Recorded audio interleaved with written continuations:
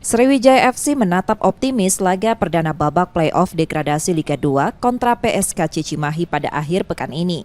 Sebagai persiapan menghadapi PSKC Cimahi, jajaran pelatih Sriwijaya FC terus mematangkan kemampuan penyelesaian akhir para pemainnya. Asisten pelatih Sriwijaya FC Octavianus meminta seluruh pemain untuk memanfaatkan setiap peluang yang didapat.